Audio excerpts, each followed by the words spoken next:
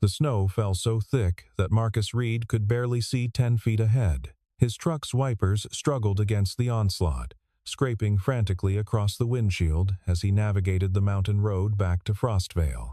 After a 12-hour shift on the construction site, his shoulders ached and his eyes burned with exhaustion. All he wanted was to get home to Lily, to make sure his 8-year-old daughter had eaten dinner and finished her homework. The radio crackled with a weather warning.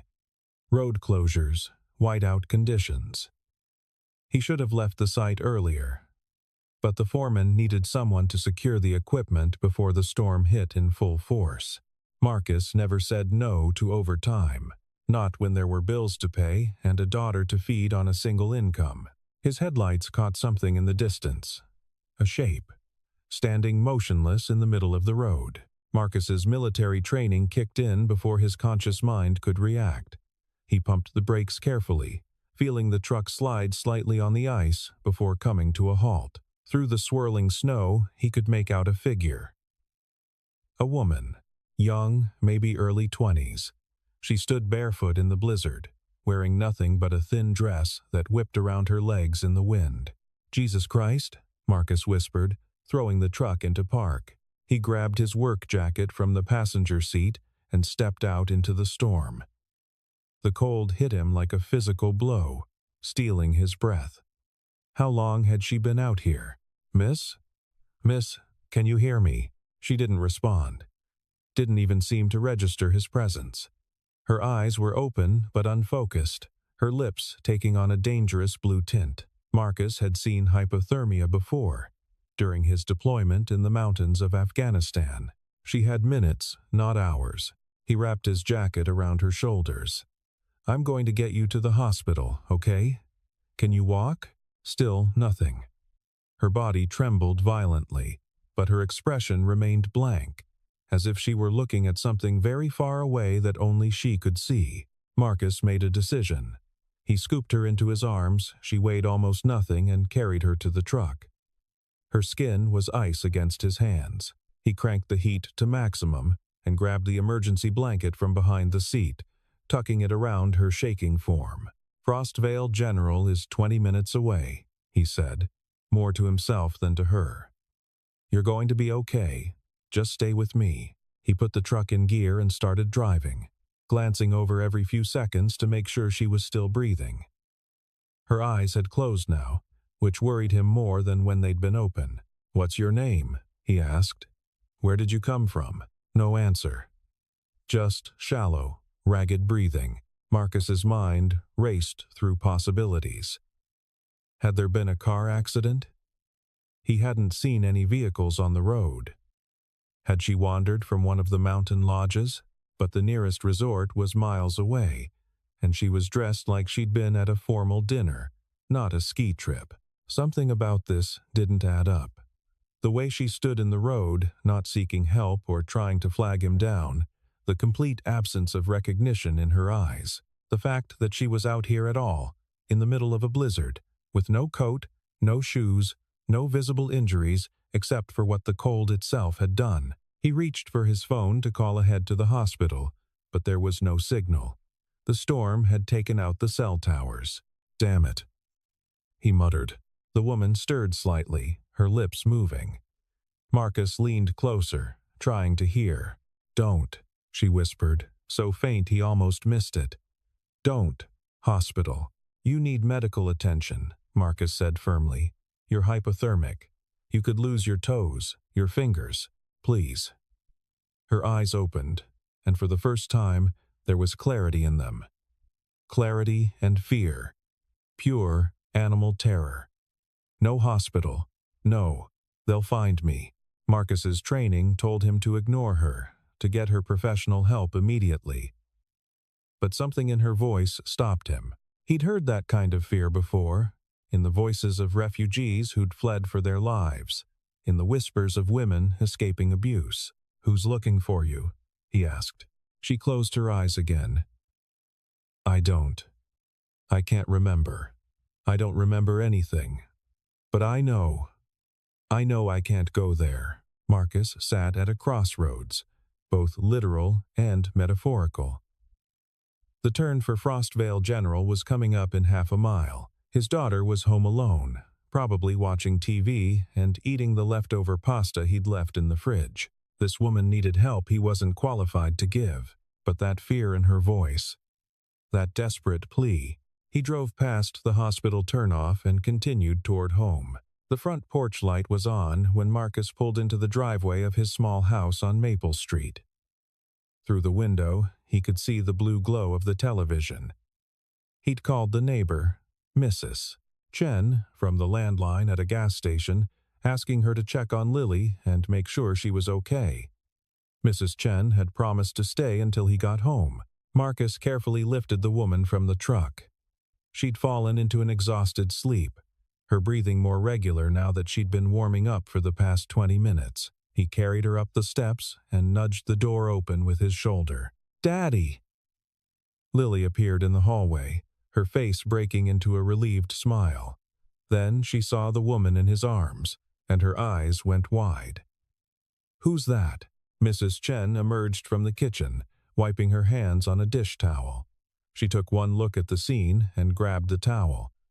"I'll get the guest room ready. Lily, honey, go get the extra blankets from the hall closet." This was what Marcus loved about Frostvale. No questions asked when someone needed help. Just action. He carried the woman upstairs to the small guest room where his late wife's sewing machine still sat in the corner, untouched for 3 years. Mrs. Chen had already spread sheets on the bed. Marcus laid the woman down gently, and Mrs. Chen immediately began removing her wet clothes with practiced efficiency, replacing them with one of Marcus's flannel shirts and warm socks. "She needs fluids and rest," Mrs. Chen said quietly. "I'll make some broth. You should check for frostbite on her fingers and toes." Marcus nodded. He'd done this before, in the field. He examined her extremities carefully. Some redness, some numbness likely, but no blackening. She'd been lucky. Another hour in that storm, and the damage would have been irreversible. Lily appeared in the doorway with an armful of blankets, her dark eyes solemn. "Is she going to be okay, Daddy?" "I think so, sweetheart.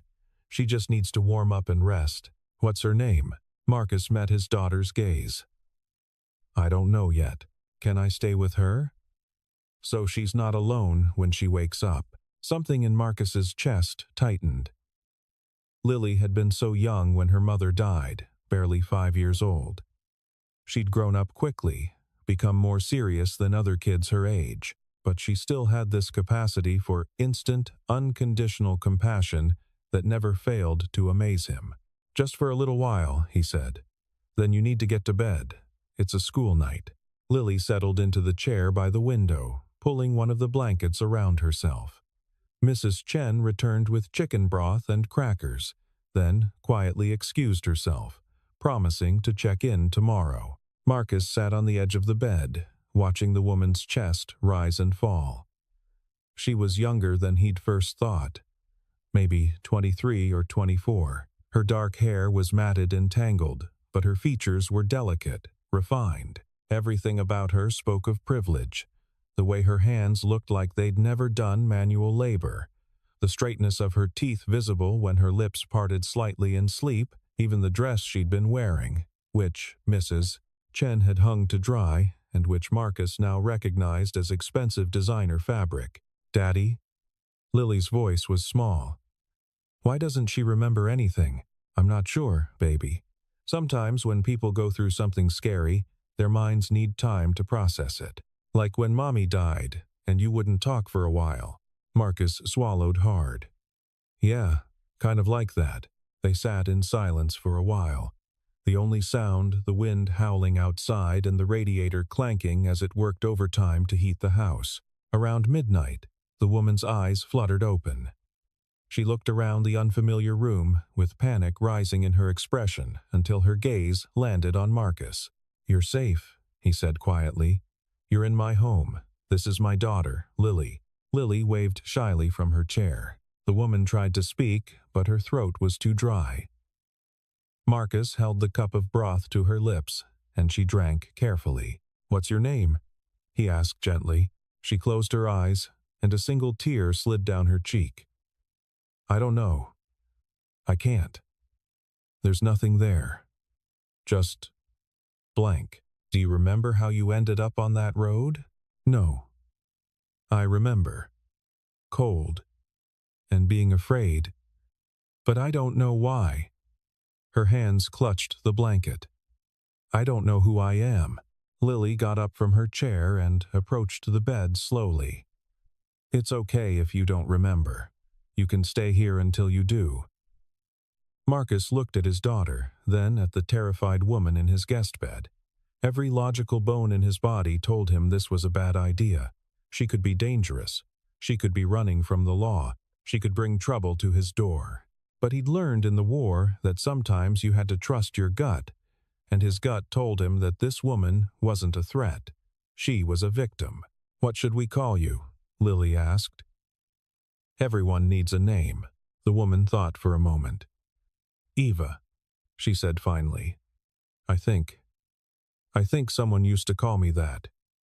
It feels right. Eva, Lily repeated, trying it out.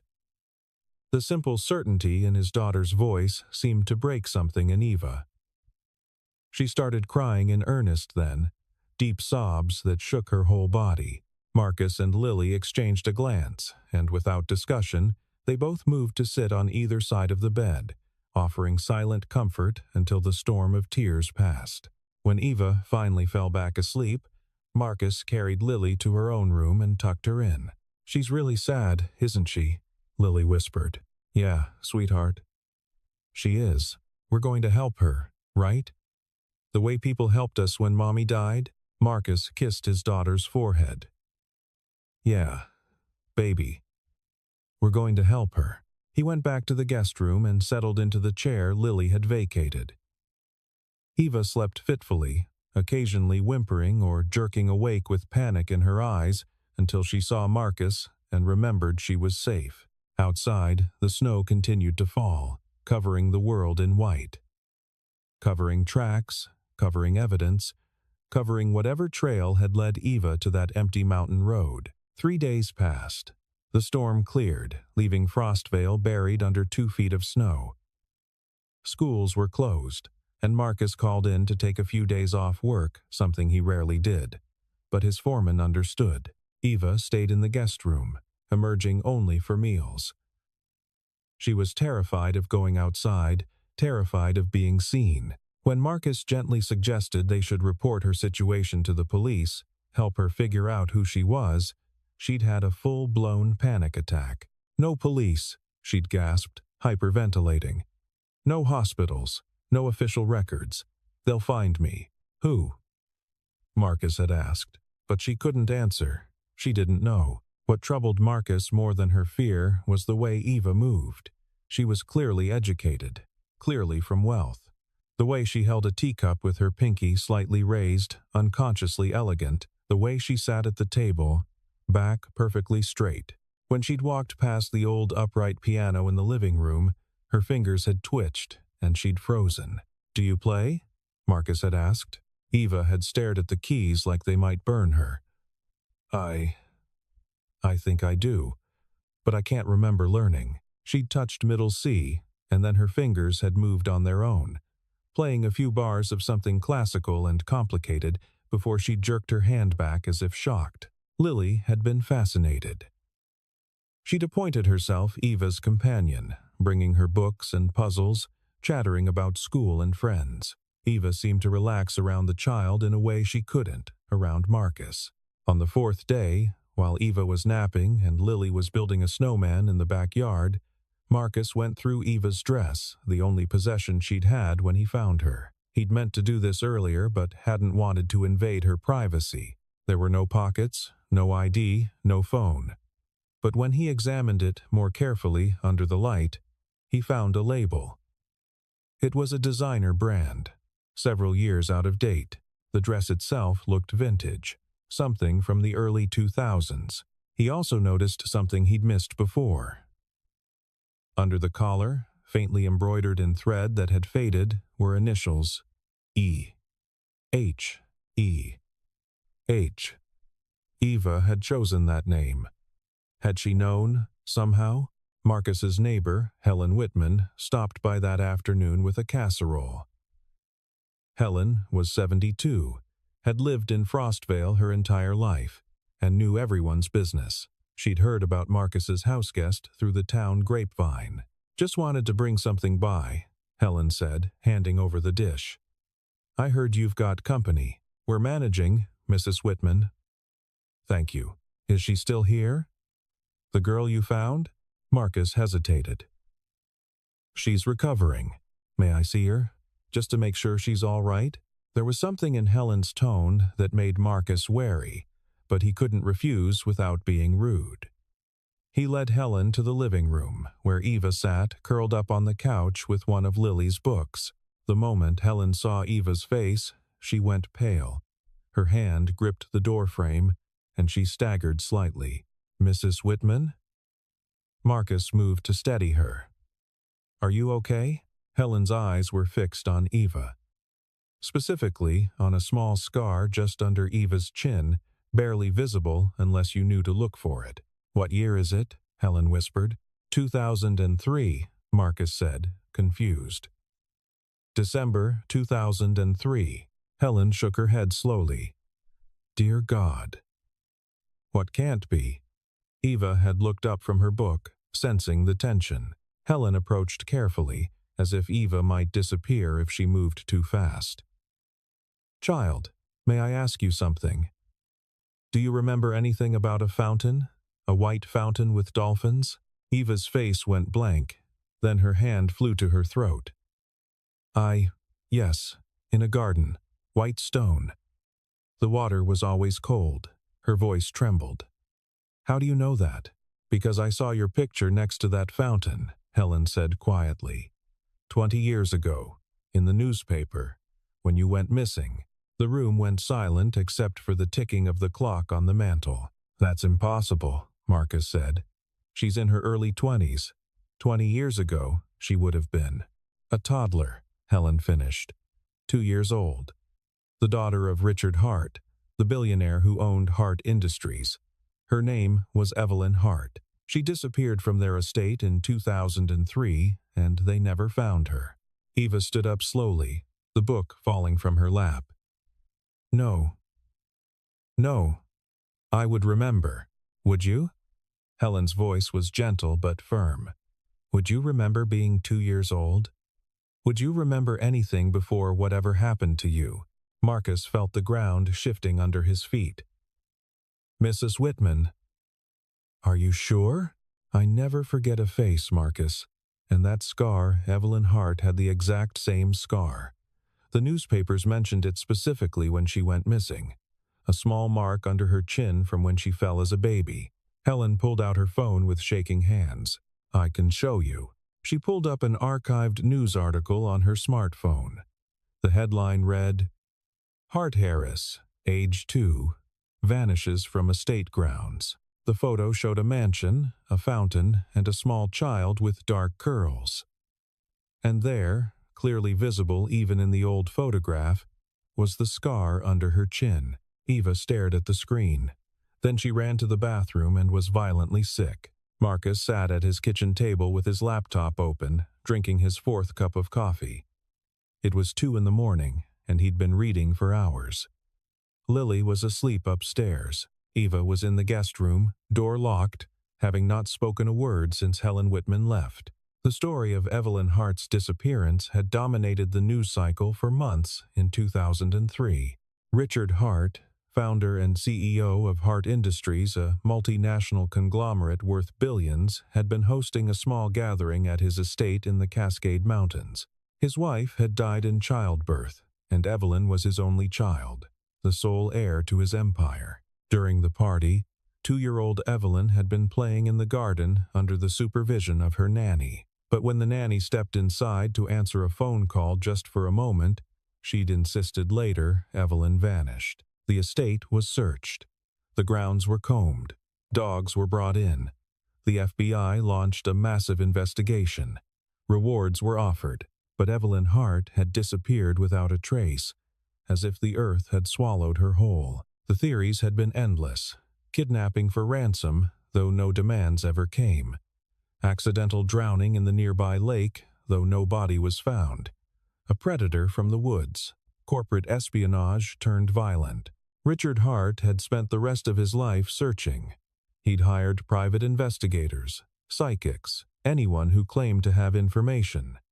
He'd never given up hope, and then, 15 years after his daughter's disappearance, he died of a heart attack, his fortune passing to a trust managed by his former second-in-command, a woman named Margaret Sloan. Marcus found photos of Margaret Sloan. She was in her 50s, sharp-featured, with steel-gray hair and eyes that could cut glass. She'd been with Hart Industries since its inception, Richard Hart's right hand. When he died, she'd become CEO, with the stipulation that if Evelyn was ever found, the company would revert to her. But Evelyn was never found. Until now, Marcus heard footsteps on the stairs and looked up to see Eva standing in the kitchen doorway. She'd pulled on one of his old sweatshirts, and her hair was tangled around her face. "Can't sleep?" he asked. "Can't stop thinking." She sat down across from him. "What did you find?" Marcus turned the laptop toward her. "Your father never stopped looking for you." Eva stared at the screen, at the photo of Richard Hart, a man with kind eyes and gray hair, holding a picture of a toddler. The caption read, "Richard Hart on the 10th anniversary of his daughter's disappearance. I will never stop searching." "He looks sad," Eva whispered. "He spent millions trying to find you. The FBI file is still technically open. Then why don't I remember any of it?" Eva's voice broke. "Why don't I remember him?" "My own father? The brain is complicated," Marcus said. "Trauma, especially early childhood trauma, can." "This isn't just trauma, Marcus." Eva's hands were shaking. "I remember things. Not memories exactly, but feelings. Being afraid. Being cold. A white room with no windows. Piano music, but wrong, too loud. And medicine. Always medicine, making everything fuzzy." Marcus felt ice in his veins. "Eva, what are you saying?" "I'm saying I don't think I was just lost." She looked at him with hollow eyes. "I think I was hidden. Deliberately. For 20 years, that's insane. Who would?" But even as he said it, he knew.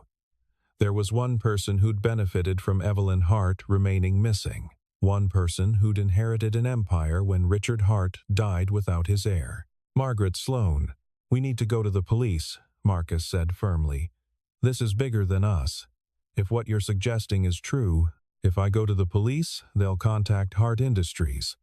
And whoever did this to me, whoever kept me locked away for 2 decades, they're still out there." Eva's voice was steady now, determined. "They have resources, power, and they've already proven they're willing to destroy a 2-year-old child's life to get what they want. So, what do you want to do?" Eva met his eyes. "I want to remember. All of it. And then I want the truth to come out so they can't do this to anyone else." A sound from the doorway made them both turn. Lily stood there in her pajamas, rubbing her eyes. "You're really a princess," she said to Eva, matter of fact. "Like in my books, the ones who get stolen by witches." Eva smiled sadly. "I guess I am. In the stories, the princess always gets her kingdom back, and the witch always loses. Real life isn't always like stories, sweetie," Marcus said. Lily walked over and took Eva's hand. "But sometimes it is. Sometimes the good people win." Marcus looked at his daughter, then at Eva Evelyn Hart, the lost heiress, the girl with no past who'd been hidden in plain sight for 20 years. He thought about the comfortable life he and Lily had here, the quiet existence they'd built after his wife's death. Everything in him screamed that getting involved in this would destroy that peace. But then he remembered the way Eva had looked, standing in that blizzard alone, terrified, erased. He'd served his country to protect people who couldn't protect themselves. That hadn't changed just because he'd hung up his uniform. "Okay," he said. "We'll do this your way. But carefully." "We'll run," Eva finished. I'm good at running. It's all I've been doing for as long as I can remember. Marcus closed the laptop. Then, maybe it's time to stop running and start fighting back. Outside, the winter wind picked up, rattling the windows, and somewhere in the darkness, a black sedan drove slowly past the house on Maple Street, its driver noting the lights on at 2 in the morning, the silhouettes visible through the kitchen window. The watchers had found her. The call came 2 days later. Marcus had just finished breakfast with Lily and was getting ready to take her to school. Classes had resumed after the storm when his phone rang. Unknown number, Mr. Reed? The voice was female, cultured, cold. My name is Margaret Sloan. I'm the CEO of Hart Industries. I believe you have something that belongs to me. Marcus's hand tightened on the phone. He glanced at Eva, who was helping Lily pack her backpack. I don't know what you're talking about. Please, Mr. Reed, let's not insult each other's intelligence. You picked up a young woman during the storm, a woman who bears a striking resemblance to someone I once knew. I'd like to speak with her. She doesn't want to speak with you. A pause. You don't understand the situation you've inserted yourself into. This young woman is mentally unstable. She's been in and out of psychiatric facilities for years. She's confused, possibly dangerous. Funny, Marcus said, keeping his voice level. She seems perfectly stable to me. She's convinced herself of a fantasy, Mr. Reed, that she's someone she's not. It's a delusion, and it's been encouraged by unscrupulous people who want to exploit her for financial gain. Marcus watched Eva freeze at the kitchen counter, her face going white. If she's just a mentally ill woman with delusions, why does the CEO of a multinational corporation care? Marcus asked. Margaret's voice hardened. Because I have a duty to an old friend. Richard Hart asked me, before he died, to look out for anyone claiming to be his daughter. There have been dozens over the years. Opportunists, con artists. This is just another one. Then it should be easy to prove. DNA test. Of course, we'd be happy to arrange that. If you'll just bring her to our offices. No. Marcus cut her off. Neutral location, independent lab. We'll be in touch with the arrangements. Mr. Reed, I don't think you appreciate. I appreciate that you called me instead of the police, Marcus interrupted. That tells me everything I need to know. If you really thought she was just a con artist, you'd have sent the FBI. But you didn't. You called me personally, which means you're worried. Silence on the other end. When Margaret spoke again, her voice had changed. The cultured veneer was gone, replaced with something sharper, more dangerous. You're a single father, Mr. Reed, raising a daughter alone. That must be expensive, stressful. I imagine the right financial package could make your life significantly easier. Secure Lily's future. College fund, trust fund, whatever you need. Are you seriously trying to bribe me? I'm offering to compensate you for the trouble this woman has caused you. Let's say $5 million. You return her to our care, sign a non-disclosure agreement, and go back to your life. Marcus looked at Lily, who was watching him with those solemn eyes, and at Eva, who had tears streaming down her face. No, he said simply. 10 million. No amount of money is worth selling out someone who needs help. Margaret's voice went ice cold. Then you're a fool. And fools don't last long when they get in my way. Is that a threat? It's a fact. You have 48 hours to reconsider. After that, I'll handle this situation through other channels. The line went dead. Marcus set down the phone carefully. Eva was shaking. She knows, Eva whispered.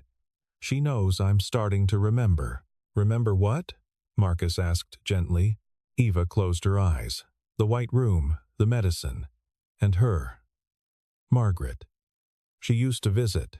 She'd sit beside my bed and tell me that my father didn't want me anymore, that I was damaged, that it was better if I stayed hidden.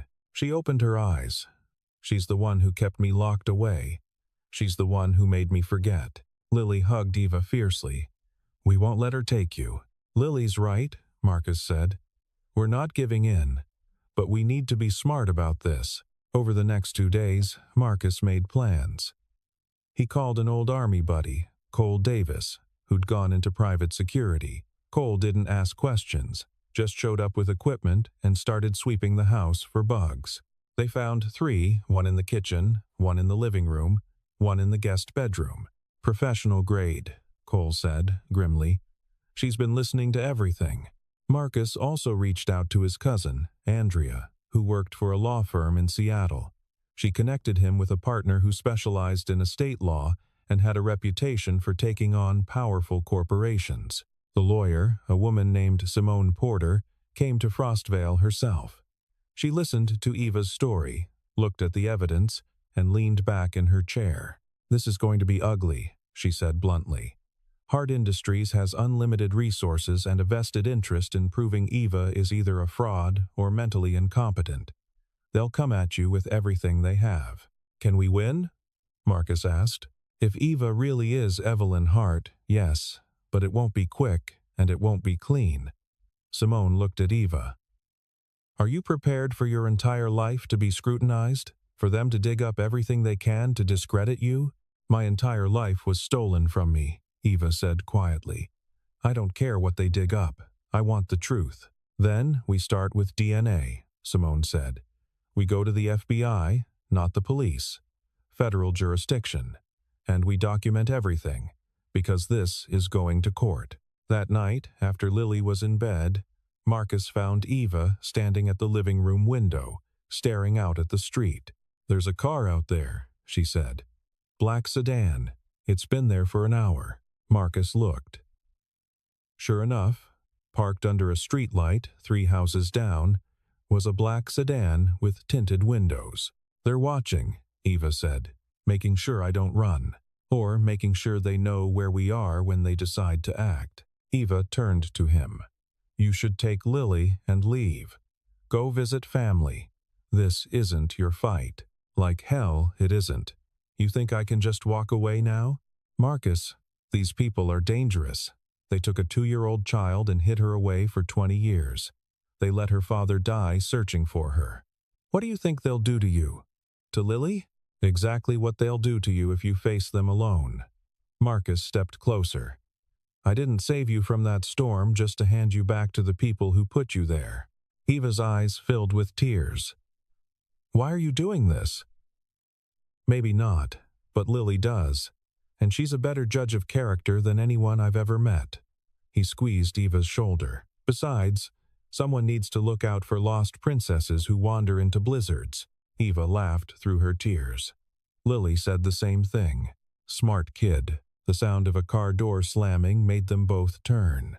The black sedan was pulling away from the curb, driving slowly past the house. As it passed under the streetlight, Marcus caught a glimpse of the driver, a man in a dark suit, speaking into a phone. "Tomorrow," Marcus said, "we go to the FBI. Tonight, we pack emergency bags, just in case." "You really think they'd try something?" Marcus thought about the coldness in Margaret Sloane's voice, the way she'd tried to bribe him and then threatened him in the same conversation. "I think we'd be stupid not to be prepared," he said. At 3 in the morning, Marcus woke to the sound of breaking glass. He was out of bed instantly, grabbing the baseball bat he kept by the door. He checked Lily's room. First, she was safe, still sleeping. Then, Eva's room empty. He found her downstairs, standing in the living room, surrounded by shattered glass from the front window. A brick lay in the middle of the floor, wrapped in paper. Marcus carefully picked it up and unfolded the paper. 3 words, in block letters. "Give her back." Eva stood frozen, staring at the brick. "They're coming for me," she whispered. "Just like before. When I was little, they came in the night." Marcus pulled out his phone and called Cole. "We need to move. Now. Safe house?" Cole's voice was alert. No trace of sleep. "Yeah, and we need it tonight." Within an hour, Cole arrived with a van. They loaded a protesting, half-asleep Lily inside, along with their emergency bags. Marcus took one last look at his house, his home for the past 5 years. the place where he'd grieved his wife and raised his daughter and locked the door. The war Margaret Sloane wanted had begun. The safe house was a cabin 2 hours outside Frostvale, owned by Cole's uncle. It was remote, off-grid, and about as defensible as a civilian residence could be. Cole stationed himself in the front room with his laptop and enough surveillance equipment to monitor every approach to the property. Lily thought it was an adventure. Eva knew better. On the third day at the cabin, Eva's memories started coming back in full force. Not gradually, not gently, they hit her like a freight train. She was in the kitchen making lunch when the smell of cooking tomatoes triggered something. Suddenly, she was 4 years old, in an industrial kitchen, a woman in white scrubs spooning sauce onto a plate. The woman's face was blank, emotionless. The food was tasteless. And in the corner, a camera watched everything. Eva dropped the spoon, gasping. Marcus was there immediately. "What is it? What do you remember?" "A hospital," Eva said. "Not a regular hospital. Private. Hidden. The windows were painted over. The doors locked from the outside." Her breathing quickened. "They told me I was sick, that my mind was broken, that I needed medicine to fix me." "Who told you that?" "Doctors, nurses, Margaret." Eva's hands were shaking. She'd visit once a month, always in expensive suits. She'd sit by my bed and ask if I remembered anything. And when I said no, when I said I only remembered the hospital, she'd smile. Over the next few hours, more memories surfaced. Eva remembered being taught to play piano by a private instructor who never spoke to her about anything except music. She remembered classes, math, reading, history taught by rotating tutors who followed a strict curriculum. She remembered medications that made her foggy, compliant, unable to hold on to thoughts for long. It was like, "I existed in a bubble," Eva said. "Everything was controlled. What I ate, what I learned, who I saw. But I never questioned it because I didn't know anything else existed." "How did you get out?" Marcus asked. Eva frowned, concentrating. "An accident. A fire. Small, in the laundry room. The alarms went off, and in the chaos, a door was left unlocked. I just walked out. I didn't even know where I was going. I just knew I had to leave, and you ended up on that mountain road. I must have walked for days. Or maybe hours? I can't remember. Everything is fragments after I left the hospital." Eva looked at him. "But I remember the cold. And I remember thinking that dying in the snow would be better than going back to that white room." Simone Porter arrived the next day with news. The FBI had agreed to meet with Eva, but they'd insisted on DNA testing first. They'd also contacted Hart Industries, which meant Margaret Sloane now knew officially that Eva was claiming to be Evelyn Hart. "How did she respond?" Marcus asked. "She's calling Eva a delusional patient who escaped from a psychiatric facility.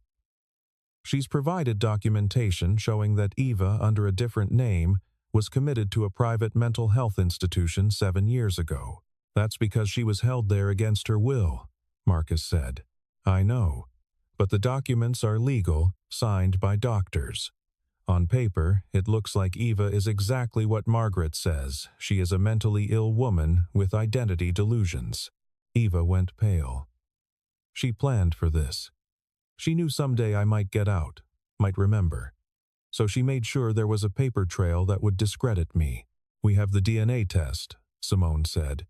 "When that comes back, showing you're Evelyn Hart, her story falls apart." "If it comes back," Eva said quietly, "Margaret has power, money. What if she somehow interferes with the test?" "That's why we're using the FBI," Simone said firmly. "Federal oversight, multiple witnesses, chain of custody protocols. She can't touch it." But the waiting was excruciating. 10 days for the DNA results. 10 days of sitting in the cabin, watching the news as the story broke. Someone had leaked it to the press. Marcus suspected Margaret, controlling the narrative. The headlines were brutal. "Con artist claims to be long-lost heiress. Mental patient's $1 billion delusion. Hart Industries CEO. This woman needs help, not headlines. Lily read some of the articles on Marcus's laptop and got furious. They're lying. Why are they lying about Eva? Because the truth is scary, Marcus said, and people would rather believe a simple lie than a complicated truth. On day 8, Marcus woke to find Eva missing from her room. He found her outside, sitting in the snow, staring at nothing. I remember my father, she said as Marcus approached. He used to sing to me. Terrible voice, but he didn't care. He'd sing these old lullabies while he rocked me to sleep. Marcus sat down beside her. He had this laugh, Eva continued. Deep and loud. It filled up a room, and he smelled like coffee and pine trees. Tears streamed down her face. Margaret took all of that from me. She took my father, my childhood, my life. And for what? Money? Power? People do terrible things for less, Marcus said. He died thinking I was gone. He died searching for me when I was alive the whole time, locked in a hospital 300 miles away. Eva's voice broke. She let him die, heartbroken. Marcus had no words of comfort for that. Some injustices were too large for comfort. When the DNA results come back, Eva said, when everyone knows the truth, I'm going to make sure she pays for what she did. Not just to me. To my father. To everyone who loved me and mourned me. We will, Marcus promised. Together. On the 10th day, Simone called. Her voice was shaking. It's a match, she said. The DNA is a conclusive match to Richard Hart. Eva, you're Evelyn Hart. Legally, officially, undeniably. Eva closed her eyes, and Marcus saw 2 decades of pain, confusion, and stolen identity wash over her face. Then she opened her eyes, and there was steel there. What happens now? She asked. Now, Simone said. We go to war. The FBI press conference was scheduled for Monday morning. But Margaret Sloan struck first. On Sunday night, every major news network aired the same story. Exclusive footage from the psychiatric facility where Eva had supposedly been treated. The videos showed a young woman barely recognizable as Eva, heavily sedated, being violent, incoherent, claiming to be various different people. A doctor narrated, explaining her dissociative identity disorder and her persistent delusional episodes. That's not real, Eva said, staring at the television screen in the cabin. I was never violent. I never. She stopped, realization dawning. They drugged me. And they filmed it. They created evidence to use against me. Cole muted the TV. It's propaganda. We know it. The FBI knows it. The DNA doesn't lie, but the damage was done. By morning, public opinion had shifted.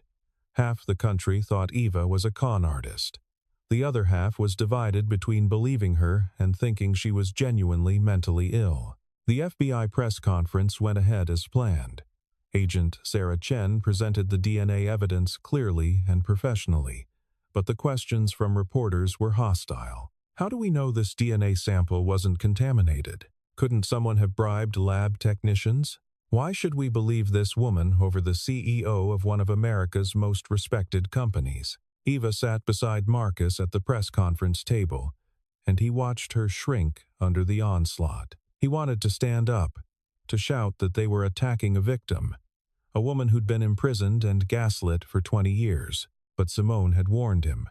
Any outburst would be spun as proof that Eva's defenders were unstable. After the press conference, things escalated quickly. Hart Industries filed a lawsuit claiming Eva was attempting fraud. They sought to have her committed to psychiatric care for her own protection. They froze the Hart family trust, claiming it needed protection from predatory claims.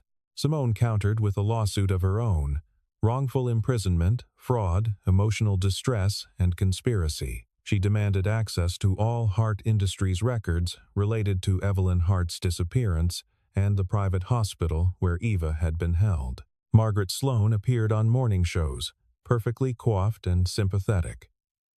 This young woman genuinely believes she's Evelyn Hart. That's the tragedy. She needs treatment, not exploitation by people who see dollar signs. The court of public opinion was brutal. Eva's every movement was scrutinized. Photos of her were analyzed by armchair detectives who claimed to prove she was or wasn't Evelyn Hart based on ear shape, facial features, body language. Meanwhile, Marcus's life fell apart. His employer got pressure from anonymous sources to fire him. Lily's school called to express concern about her living situation. Their bank accounts were mysteriously frozen for routine investigation. "This is what she does," Simone explained over a secure phone call. "She makes life so unbearable that people give up. We've seen her do this to whistleblowers, journalists, anyone who threatens her. We're not giving up," Marcus said. But it was hard. Lily had nightmares now. Eva barely slept, and Marcus could feel the walls closing in. The break came from an unexpected source. A former nurse from the private hospital saw the news coverage and contacted Simone. Her name was Diane Miller, and she'd worked at the facility for 3 years before quitting in disgust. "I knew there was something wrong," Diane said during their first meeting. "The patient in room 12, they called her Emily, she wasn't sick. She was drugged to compliance, and Margaret Sloan visited regularly, always after the shift change when there were fewer witnesses. "Will you testify?" Simone asked. Diane hesitated. "I signed an NDA. They could sue me for everything." "They could," Simone agreed, "but what they did to Eva was criminal. We can probably get you whistleblower protection." Diane looked at Eva. "You're really Richard Hart's daughter?" Eva nodded. "He came to the hospital once," Diane said quietly, "about 5 years before he died. He didn't know what it was, just thought it was a mental health facility he could donate to. I was his tour guide. He asked about patient 12. Your room had a piano visible through the window. He said his daughter loved piano." Tears filled Diane's eyes. "You were standing at the window when he walked past. You were 22 years old. Your father was less than 30 feet away, and neither of you knew it." Eva made a sound like something breaking. "I'll testify," Diane said. "I should have said something then. I won't stay silent now." With Diane's testimony, the case shifted. Suddenly, there was corroboration, proof that Eva had been held at the facility, that Margaret had been involved. Other former employees began coming forward, emboldened by Diane's bravery. But Margaret didn't go down quietly. She hired the best lawyers money could buy. She leaked more medical records. She even produced a woman who claimed to be the real Evelyn Hart, though that ploy fell apart quickly when the woman couldn't explain her lack of DNA match. The legal battle consumed months. Marcus burned through his savings, paying for security and legal fees not covered by Simone's contingency agreement. They had to move 3 more times as their locations kept being discovered by private investigators or aggressive reporters. Through it all, Lily remained the one bright spot. She appointed herself Eva's protector, fiercely defending her to anyone who questioned Eva's identity. "She's my family," Lily told a reporter who'd ambushed them outside a grocery store. "And family doesn't lie." The video went viral. For the first time, public sympathy began to shift back toward Eva. Then came the break they'd been waiting for. A paralegal at Hart Industries, troubled by what she'd witnessed, leaked internal documents to the FBI. The documents were explosive. Communications between Margaret and doctors at the private hospital. Financial payments masked as consulting fees. And most damning of all, a memo from Margaret to her head of security dated 3 weeks after Evelyn Hart's disappearance. "The child is secure. Proceed with long-term containment plan." The FBI arrested Margaret Sloan at her office on a Tuesday morning. The charges included kidnapping, conspiracy, fraud, and obstruction of justice. But even then, Margaret smiled for the cameras. "This is a witch hunt," she said. "The truth will prevail." The trial was set for 6 months later. In the meantime, Eva was officially recognized as Evelyn Hart, heir to the Hart fortune. but she couldn't access the money. It was tied up in legal proceedings. I don't care about the money, Eva told Marcus as they sat in their latest safe house. I just want her to pay for what she did. She will, Marcus promised. What he didn't say was that he worried about what would happen after. When the trial was over, when justice was served, Eva would be one of the wealthiest women in America, and he and Lily would be the people who'd helped her when she had nothing. He pushed the thought away. That was a problem for later.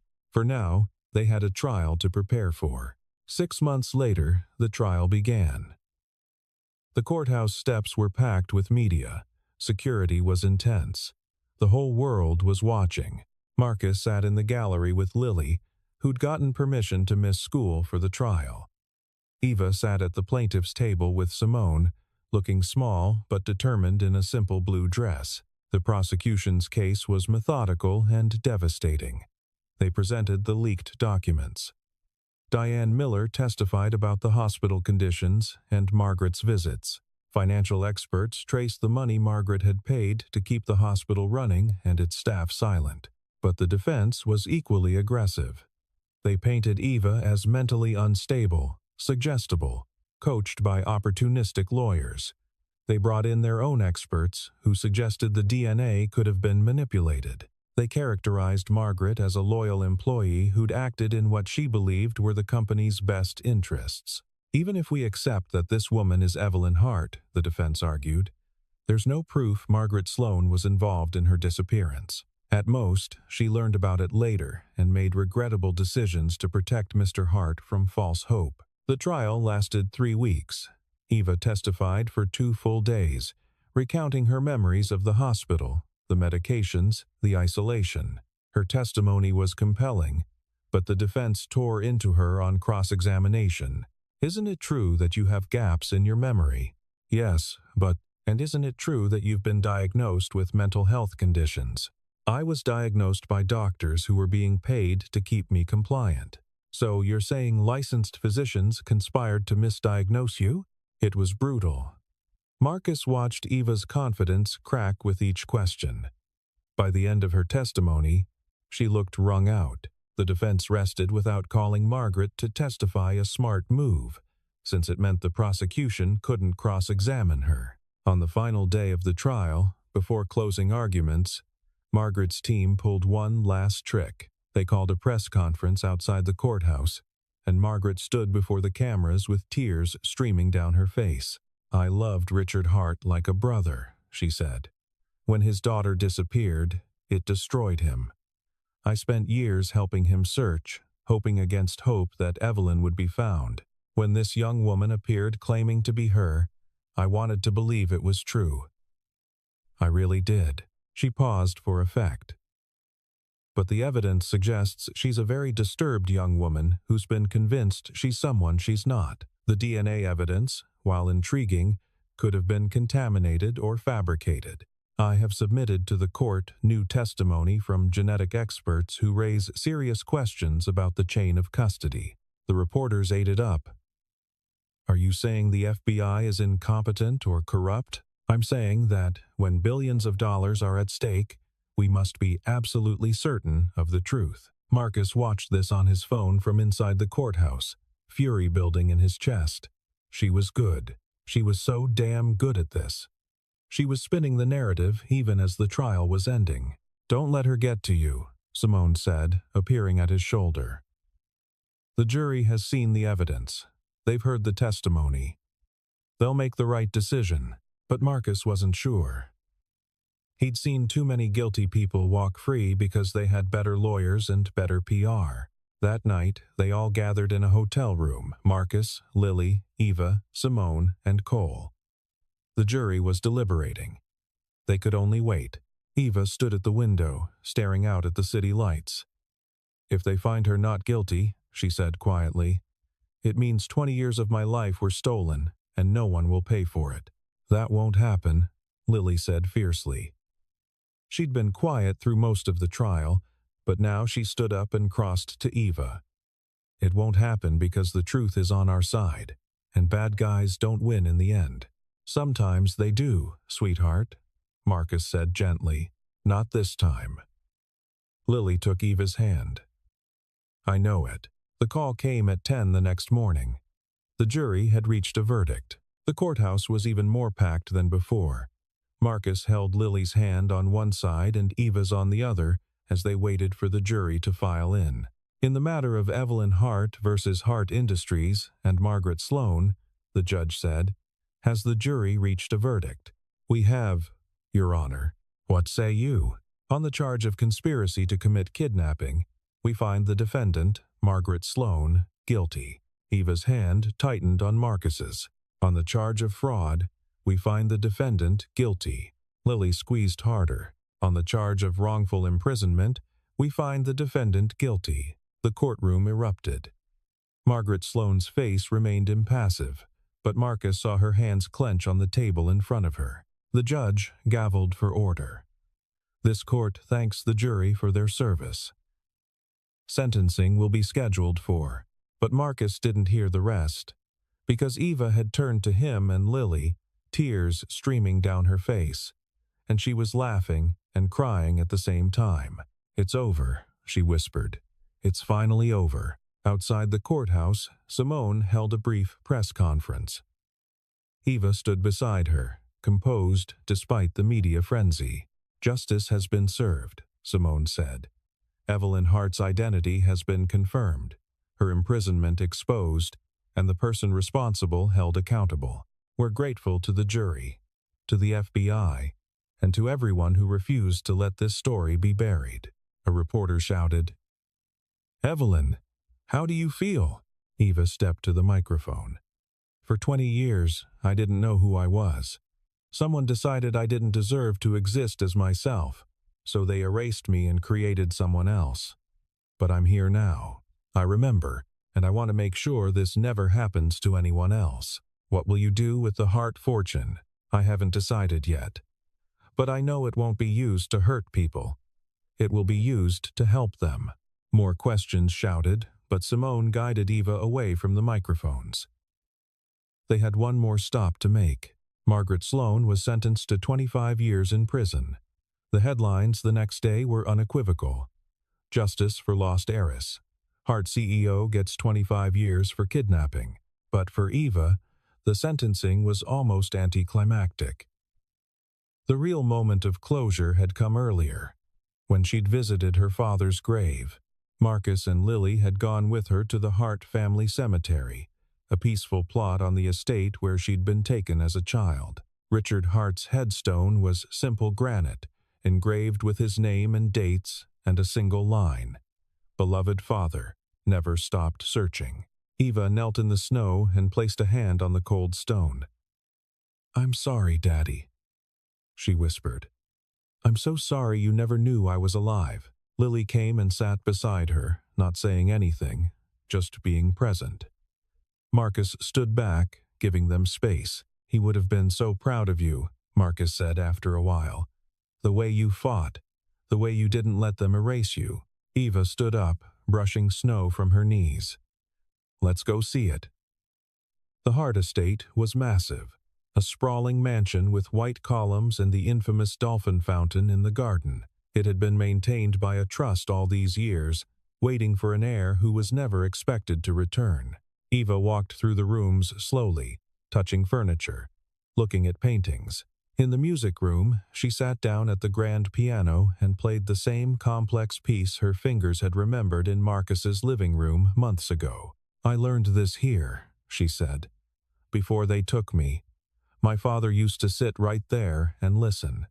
She gestured to a chair by the window. In the garden, Eva stood by the fountain and closed her eyes. I remember the water, she said. It was always cold. I used to put my hands in it and my father would tell me I'd turn into an ice princess. What do you want to do with this place? Marcus asked. Eva looked around at the massive house, the manicured grounds, the fountain where a 2-year-old girl had played moments before her life was stolen. I want to turn it into something good, she said. A foundation, maybe, for children who've been lost or exploited. A place where they can heal. Over the next few months, that's exactly what she did. The Hart estate became the Evelyn Hart Foundation for Lost Children, providing resources, therapy, and advocacy for kids who'd been victims of kidnapping, trafficking, or family abduction. Hart Industries itself was restructured. Eva appointed a new CEO, someone with no connection to Margaret Sloane's regime, and implemented oversight measures to ensure the company operated ethically. But she didn't move into the mansion. Instead, she bought a house in Frostvale, 3 blocks from Marcus and Lily's place. "I spent 20 years isolated," she explained. "I don't want to live like that anymore. I want neighbors and community and noise." Marcus helped her move in, along with half the town. Frostvale had adopted Eva as one of their own, and they showed up with casseroles and furniture and unsolicited decorating advice. Helen Whitman, the elderly neighbor who'd first recognized Eva from the old newspaper photo, brought a framed picture of the dolphin fountain. "For remembering where you came from," she said. Eva hugged her. "Thank you. For everything. If you hadn't recognized me, someone would have eventually," Helen said. "The truth has a way of coming out." That night, after everyone had left and the house was finally quiet, Eva sat on her new porch with a cup of tea and watched the snow fall. It was peaceful, gentle, nothing like the blizzard that had brought her to Frostvale. Marcus appeared on the sidewalk, Lily bundled up beside him. "Thought you might like some company for your first night in the new place," he called. Eva smiled. "Come on up." They sat together on the porch, watching the neighborhood settle in for the night. Lights glowed in windows. A dog barked somewhere. A car drove past, its tires crunching on the snow. "Are you happy?" Lily asked Eva. Eva thought about it. "I'm getting there. I have a lot of healing to do, a lot of years to catch up on. But for the first time in my life, I get to choose who I am and how I live."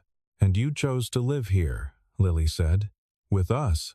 Best decision I've ever made." Marcus cleared his throat. "You could live anywhere. Paris, New York, anywhere in the world. You sure you want to stay in a small mountain town?" Eva looked at him, then at Lily. "This is where someone stopped in a blizzard to help a stranger. This is where a little girl decided I was worth fighting for. This is where I learned what family really means." She smiled. "Why would I want to be anywhere else?" The snow continued to fall, soft and steady, and for the first time in 20 years, Evelyn Hart felt like she was home.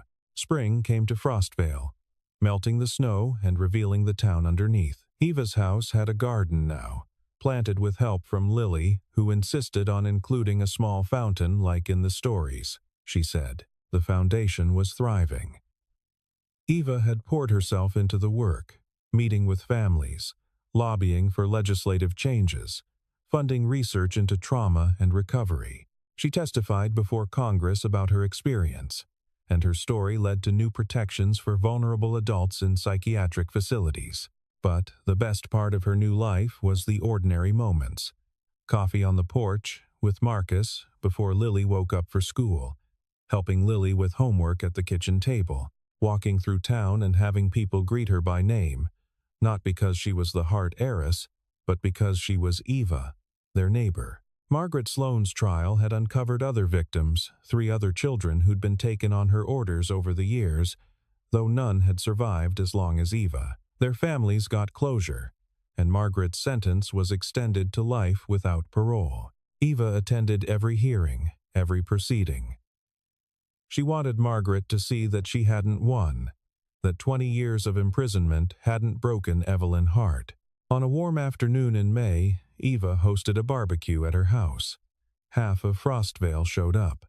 Marcus manned the grill while Lily organized the kids into some elaborate game involving the fountain and water balloons. Helen Whitman cornered Eva in the kitchen. "You know, dear, there's been talk." "About what?" "About you and Marcus."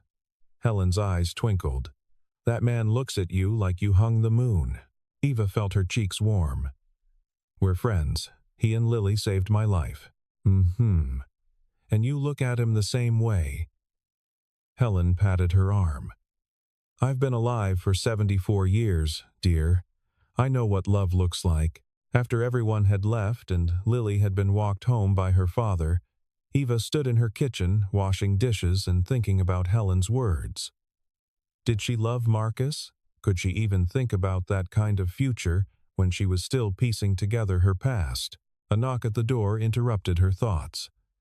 Marcus stood on the porch, hands in his pockets.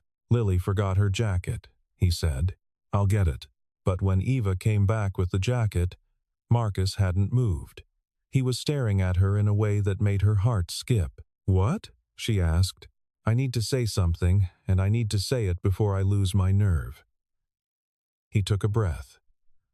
When I found you in that storm, I thought I was just helping someone who needed it. But you've become so much more than that.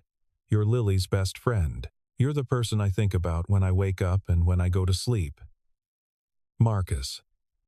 Eva stepped closer. I'm still figuring out who I am. I spent 20 years being someone else. I don't know if I'm ready for. I know. I'm not asking for anything. I just needed you to know that when you're ready, if you're ever ready, I'll be here. Eva looked at this man who'd stopped in a blizzard, who'd fought for her when the world said she was lying, who'd protected her daughter with his own. And she realized that Helen Whitman was right. I think I'm ready now, she said quietly. Marcus's expression transformed. Yeah? I spent 20 years in a cage. I don't want to spend the rest of my life being afraid to live. He kissed her then, gentle and careful, as if she might disappear. And Eva kissed him back, thinking that this moment, this choice, this person was hers, not dictated by Margaret Sloane, not stolen by circumstance, but freely chosen. When they pulled apart, Marcus was grinning.